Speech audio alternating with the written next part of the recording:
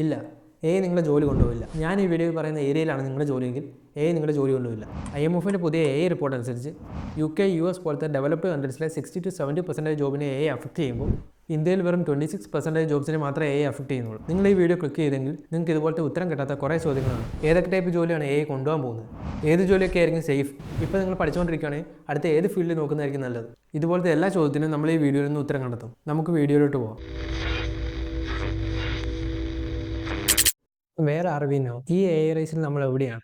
പണ്ട് നമ്മളോട് കമ്പീറ്റ് ചെയ്യാൻ ഹ്യൂമൻസ് മാത്രമേ ഉണ്ടായിരുന്നുള്ളൂ. പക്ഷേ ഇപ്പോൾ അങ്ങനെയല്ല. ChatGPT മുതൽ ഏജൻസ് വരെ നമ്മളോട് കമ്പീറ്റ് ചെയ്യുന്നുണ്ട്. പക്ഷേ ഇവരൊക്കെ എങ്ങനെയായിരിക്കും നമ്മളെ ജോലിയിൽ നിന്ന് റീപ്ലേസ് ചെയ്യാൻ പോകുന്നത്?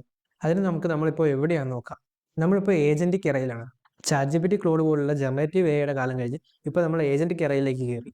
ആരും ഇത് കവർ ചെയ്യുന്നില്ലെങ്കിലും കുറേ ഏജൻസ് റിലീസ് ആവുന്നുണ്ട്. ഏജൻറ്റിക് എറ കഴിഞ്ഞ് അടുത്ത വരുന്നതാണ് ഫിസിക്കൽ ഈ സമയമാകുമ്പോൾ റോബോട്ടിക്സും സെൽഫ് ഡ്രൈവിംഗ് കാർസും എല്ലാം നല്ലപോലെ ഇമ്പ്രൂവ് ആവും. പക്ഷെ നമ്മുടെ ജോലി ഉണ്ടാകാൻ പോകുന്നത് ഈ ഏജൻസ് ആണ്.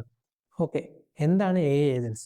ഇപ്പോൾ സിരിയോട് ഇന്നത്തെ വെതർ ചോദിച്ചാൽ അത് കറക്റ്റായിട്ട് പറഞ്ഞു തരും. പക്ഷേ സിരിയോട് എനിക്ക് ദുബായി പോകണം, അതിനുവേണ്ടി ഒരു ചീപ്പസ്റ്റ് ഫ്ലൈറ്റ് ബുക്ക് ചെയ്ത് തരാൻ പറഞ്ഞാൽ അത് ചെയ്യാൻ സിരിക്ക് പറ്റില്ല. അവിടെയാണ് ഏജൻസ് വരുന്നത്. ഏജൻസ് ഇൻ്റലിജൻ്റ് ആണ്. ഈ ഏജൻസിന് നമ്മുടെ അസിസ്റ്റൻസ് ഒന്നും വേണ്ട. നമ്മളൊരു ടാസ്ക് കൊടുത്താൽ അത് തന്നെ ചെയ്യും. നമ്മുടെ ഒരു അസിസ്റ്റൻസും വേണ്ട.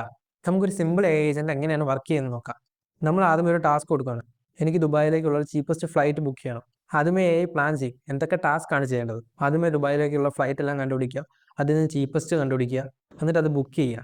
ഇങ്ങനത്തെ ടാസ്ക് എല്ലാം ആദ്യമേ പ്ലാൻ ചെയ്യും. എന്നിട്ട് ഇത് എക്സിക്യൂട്ട് ചെയ്യാൻ നമ്മുടെ ഒരു അസിസ്റ്റൻസും വേണ്ട. അത് കഴിഞ്ഞ് അതിൻ്റെ റിസൾട്ട് നോക്കി ചെയ്തത് ശരിയാണെന്ന് നോക്കും. ശരിയല്ലേ പിന്നെയും പ്ലാൻ ചെയ്യും, പിന്നെ എക്സിക്യൂട്ട് ചെയ്യും. അത് കഴിഞ്ഞ് ടാസ്ക് കംപ്ലീറ്റ് ആകുമ്പോൾ യൂസറിന് റെസ്പോൺസ് കൊടുക്കും. നമുക്കിനി കുറച്ച് റിയൽ ലൈഫ് ഏജൻസിൻ്റെ എക്സാമ്പിൾസ് നോക്കാം. റിപ്ലിറ്റ് ഏജൻറ്റ്. ഈ ഏജൻറ്റിന് തന്നെ ആപ്പും സൈറ്റും ഉണ്ടാക്കാൻ പറ്റും. അടുത്തത് സ്റ്റാൻഫോർഡ് യൂണിവേഴ്സിറ്റി ഇറക്കിയ സ്റ്റോം ഈ ഏജൻറ്റിന് നമ്മളെ റിസർച്ചിൽ ഹെൽപ്പ് ചെയ്യാൻ പറ്റും. ഈ വീഡിയോയുടെ റിസർച്ചിന് വേണ്ടി ഞാൻ സ്റ്റോം യൂസ് ചെയ്തായിരുന്നു. അടുത്തത് ഡെവിൻ. നിങ്ങൾ ഈ ഏജൻറ്റിനെ പറ്റി കേട്ടിട്ടുണ്ടാവും. ഇതാണ് ഫസ്റ്റ് സോഫ്റ്റ്വെയർ എഞ്ചിനീയർ. ഈ ഏജൻറ്റ് ഒരു സോഫ്റ്റ്വെയർ എഞ്ചിനീയറെ പോലെ ആക്ട് ചെയ്യും മാത്രമല്ല ഒരു സാധാരണ സോഫ്റ്റ്വെയർ എഞ്ചിനീയറിൻ്റെ പണിയല്ല ഈ ചെയ്യും. ഇതൊന്നും നമ്മുടെ ജോലിയിൽ നിന്ന് റീപ്ലേസ് ചെയ്യാൻ കഴിവുള്ള ഏജൻസ് ഒന്നുമല്ല. പക്ഷേ ഈ വർഷം അതിന് കഴിവുള്ള ഏജൻസിൻ്റെ എക്സ്പ്ലോഷൻ തന്നെ ഉണ്ടാകും. 2025 തന്നെ ഏജൻസ് വർക്ക് ഫോഴ്സിൽ ജോയിൻ ചെയ്യുന്നതാണ് സാം ഓൾമൻ പറയുന്നത്. അതുപോലെ കഴിഞ്ഞ ദിവസം NVIDIA ബ്ലൂ പ്രിൻസ് എന്ന് പറയുന്ന ഒരു സാധനം ഇറക്കി. അതുപയോഗിച്ച് നമുക്ക് എല്ലാ ജോലിയും ഓട്ടോമേറ്റ് ചെയ്യാൻ പറ്റുന്ന ഏജൻസിനെ ഉണ്ടാക്കാൻ പറ്റും. ഇപ്പം നിങ്ങൾക്ക് ഏകദേശം ഇപ്പോഴത്തെ അവസ്ഥ മനസ്സിലായി കാണുമല്ലോ. ഇനി നമുക്ക് അടുത്ത ചാപ്റ്ററിലോട്ട് പോകാം. Will take your job? നമ്മൾ ഈ പറഞ്ഞ ഏജൻസിനൊക്കെ നിങ്ങളുടെ ഇപ്പോഴത്തെ ജോലി കൊണ്ടുപോകാൻ പറ്റുമോ? ഏതൊക്കെ ജോലിയാണ് സേഫ്? ഇതിനൊക്കെ നമുക്ക് ഇന്റർനാഷണൽ മോണിറ്ററി ഫണ്ട് ഇറക്കിയ ഈ റിപ്പോർട്ട് ഉപയോഗിച്ച് ഉത്തരം കണ്ടെത്താം. ഈ റിപ്പോർട്ട് അനുസരിച്ച് US പോലത്തെ ഡെവലപ്ഡ് കൺട്രീസിലെ 60% ജോബിനെയും എഫക്റ്റ് ചെയ്യുമ്പോൾ ഇന്ത്യയിലെ വെറും 26% ജോബിനെ മാത്രമേ എഫക്റ്റ് ചെയ്യുന്നുള്ളൂ. പക്ഷേ ഏതൊക്കെ ജോലിയാണ് സേഫ്? ഓരോ ജോലി എടുത്ത് ഏതാ സേഫ്, ഏതാ അഫക്റ്റ് ചെയ്യാൻ പോകുന്നത് പറയാൻ പാടാണ്. അതുകൊണ്ട് നമുക്ക് ജോലികളെ 3 ഡിവൈഡ് ചെയ്യാം. Class A, class B, class C. ആദ്യമേ നമുക്ക് ക്ലാസ് A എന്താണെന്ന് നോക്കാം. ഇതിൽ വരുന്ന ജോലികളെല്ലാം ഹൈ എക്സ്പോഷർ, ഹൈ കോംപ്ലിമെന്റാരിറ്റി ആയിരിക്കും. അതെന്താണെന്ന് നമുക്ക് ഈ ഗ്രാഫ് നോക്കുമ്പോൾ മനസ്സിലാവും. ഇതിലെ എക്സ്പോഷർ എന്താണെന്ന് വെച്ചാൽ എത്രമാത്രം ഈ ടൈപ്പ് ജോലിയെ എഫക്റ്റ് ചെയ്യും. കോംപ്ലിമെന്റാരിറ്റി എന്താണെന്ന് വെച്ചാൽ എത്ര നമുക്ക് ഈ ജോലിയിൽ യൂസ് ചെയ്യാൻ പറ്റും.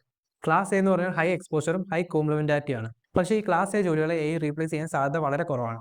അതെന്താണെന്ന് നമുക്കൊരു എക്സാമ്പിൾ വെച്ച് നോക്കാം. ക്ലാസ് Aക്ക് ഒരു എക്സാമ്പിളാണ് ജഡ്ജസിനെ എഫക്റ്റ് ചെയ്യാൻ സാധ്യത വളരെ കൂടുതലാണ്.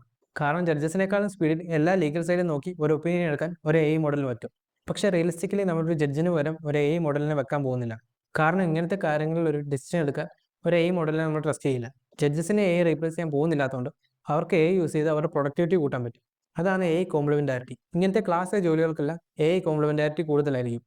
ഇങ്ങനെ റീപ്ലേസ് ചെയ്യാൻ പാടുള്ള ക്ലാസ് A ജോബ്സ് ഏതൊക്കെയാണെന്ന് നമുക്ക് നോക്കാം. Doctors, surgeons, lawyers, any type of management jobs, ഇതെല്ലാം ക്ലാസ് A വരും. രണ്ടാൾക്കാർ തമ്മിൽ ഒരു കണക്ഷനും ട്രസ്റ്റും ഇന്റർപേഴ്സണൽ സ്കില്ലും ആവശ്യമുള്ള ജോലികളെല്ലാം നമുക്ക് ക്ലാസ് Aയിൽ ആടാക്കാം. ഈ ജോലിയിലോട്ടെല്ലാം ഇൻറ്റിഗ്രേറ്റ് ചെയ്താൽ ഇവരുടെ പ്രൊഡക്ടിവിറ്റി നല്ലപോലെ കൂട്ടാൻ പറ്റും. ഇനി നമുക്ക് ക്ലാസ് B എന്താണെന്ന് നോക്കാം.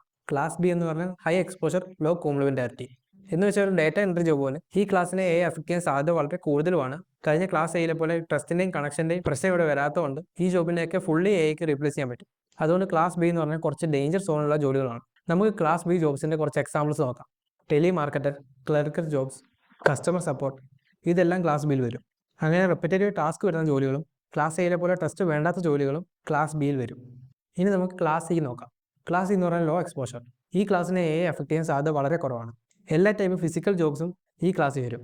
മാനുവൽ ലേബർ, പ്ലംബർ, ഇലക്ട്രീഷ്യൻ പോലത്തെ സ്കിൽഡ് വർക്കേഴ്സ്, ഫാമേഴ്സ് എല്ലാം ക്ലാസ് C വരും. അതേപോലെ നോ റെപ്പിറ്റേറ്റീവ് ആയ ഫിസിക്കൽ ജോബ്സ് എല്ലാം സേഫ് ആണ്. കാരണം നമ്മൾ ഇപ്പോഴും ഏജന്റിക് എറയിലാണ്. റോബോട്ടിക്സ് അത്ര അഡ്വാൻസ്ഡ് ആയിട്ടില്ല. ഇപ്പോൾ നിങ്ങൾക്ക് എ അഫക്റ്റ് ചെയ്യാൻ പോകുന്ന ക്ലാസ്സും അതിലെ ജോലികളൊക്കെ ഏകദേശം മനസ്സിലായി കാണുമല്ലോ. നമുക്ക് ഇതിൻ്റെയൊക്കെ ഒരു ഓവർവ്യൂ ഒന്നുകൂടെ പറയാം. ക്ലാസ് എയിലെ ജോലികൾ എ റീപ്ലേസ് ചെയ്യാൻ സാധ്യത വളരെ കുറവാണ്. അതുകൊണ്ട് ആ ജോലിയിലോട്ടല്ല എ ഇൻ്റഗ്രേറ്റ് ചെയ്ത് പ്രൊഡക്ടിവിറ്റി കൂട്ടാൻ പറ്റും. ക്ലാസ് ബി എന്ന് പറഞ്ഞാൽ ഡേഞ്ചർ സോണിലുള്ള ജോലികളാണ്. ഇതിലെ ജോലിയൊക്കെ എക്ക് റീപ്ലേസ് ചെയ്യാൻ പറ്റും. ക്ലാസ് സി എന്ന് പറഞ്ഞാൽ മെയിൻലി ഫിസിക്കൽ ലേബറാണ് വരുന്നത്. അതിനെ ഇപ്പോൾ അടുത്തൊന്നും എ റീപ്ലേസ് ചെയ്യാൻ പോകുന്നില്ല. ക്ലാസ് എയിനെ എ അഫക്റ്റ് ചെയ്യുന്നില്ല, ക്ലാസ് സിനെ എ അഫക്റ്റ് ചെയ്യുന്നില്ല. അപ്പോൾ അവിടെ എന്താണ് ഡിഫറൻസ് അതിലെ ഇൻകം ലെവലാണ്. ക്ലാസ് എക്ക് ക്ലാസ് ഇനേക്കാളും ഇൻകം കൂടുതലായിരിക്കും. ക്ലാസ് എ നോക്കിയാൽ അറിയാം അവിടെ എക്ക് റീപ്ലേസ് ചെയ്യാൻ പറ്റാത്തതിൻ്റെ മെയിൻ ഫാക്ടർ ട്രസ്റ്റാണ്. ഈ ട്രസ്റ്റ് ഉണ്ടാക്കിയെടുക്കാൻ നല്ല പാടാണ്. ക്ലാസ് എയിലെ ജഡ്ജസും ഡോക്ടേഴ്സും എല്ലാം കുറേ വർഷം പഠിച്ച് എക്സ്പീരിയൻസ് എടുത്തിട്ടാണ് ഈ ട്രസ്റ്റ് ഉണ്ടാക്കിയെടുക്കുന്നത്. അതുകൊണ്ട് ഈ ക്ലാസ് എ ജോലിയിലേക്കുള്ള എൻട്രി ബാരിയർ ഹൈ ആണ്. കുറേ വർഷം പഠിച്ച് എക്സ്പീരിയൻസ് എടുത്താലേ ഈ ട്രസ്റ്റ് കിട്ടും. പക്ഷേ ഇതേ ട്രസ്റ്റ് നിങ്ങൾക്ക് കിട്ടാൻ ലോ ബാരിയർ ഓഫ് എൻട്രി ഉള്ള ഒരു പരിപാടിയുണ്ട്, കണ്ടന്റ് ക്രിയേഷൻ വഴി എങ്ങനെ ട്രസ്റ്റ് ഉണ്ടാക്കിയെടുക്കും? കണ്ടന്റ് വഴി നിങ്ങൾ കുറേ ഫ്രീ വാല്യൂ ഓഡിയൻസിന് പ്രൊവൈഡ് ചെയ്ത് കഴിയുമ്പോൾ ഓഡിയൻസിന് ക്രിയേറ്ററിൻ്റെ അടുത്തൊരു ട്രസ്റ്റ് ഉണ്ടാവും. ഈ ട്രസ്റ്റ് ക്രിയേറ്ററിന് മോണിറ്റൈസ് ചെയ്യാൻ പറ്റും. പക്ഷേ ഇതെങ്ങനെ എക്ക് റിപ്ലേസ് ചെയ്യാൻ പറ്റാത്താവും?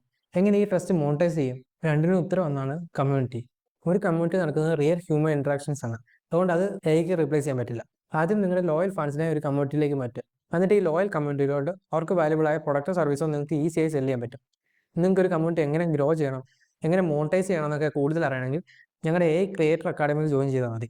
അവിടെ നിങ്ങൾക്ക് ഇത് മാത്രമല്ല, കണ്ടന്റ് ബേസിക്സ് മുതൽ A to Z വരെ പഠിപ്പിക്കുന്ന കോഴ്സും കണ്ടന്റ് എങ്ങനെ ഇൻറ്റഗ്രേറ്റ് ചെയ്യാമെന്ന് പഠിപ്പിക്കുന്ന കോഴ്സും അവൈലബിൾ ആണ്. Link in description. ഇപ്പോൾ നിങ്ങൾക്ക് നിങ്ങളുടെ ജോലി സേഫ് ആണോ, ഏതൊക്കെ ജോലിയാണ് സേഫ് എന്നൊക്കെയുള്ള ചോദ്യത്തിനൊക്കെ ഉത്തരം കിട്ടിക്കാണും. ഇനി നമുക്ക് അടുത്ത ചാപ്റ്ററിലോട്ട് പോകാം. What should you do now? നമ്മൾ ഈ സമയത്ത് ഇനി എന്താണ് ചെയ്യേണ്ടത്? എന്തായിരിക്കണം നമ്മുടെ mind set? Adapt or die.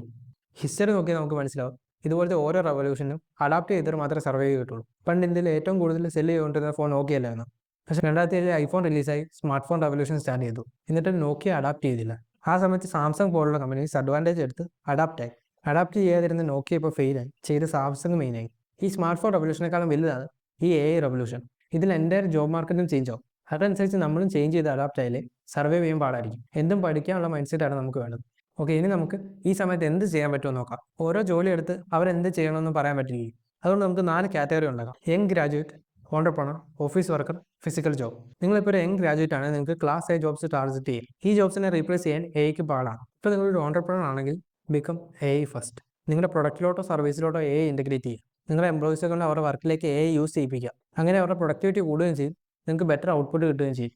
Sam Altman പറയുന്നത് നമുക്ക് ഫ്യൂച്ചറിൽ $1 ബില്യൺ കമ്പനീസ് കാണാൻ പറ്റുന്നതാണ്.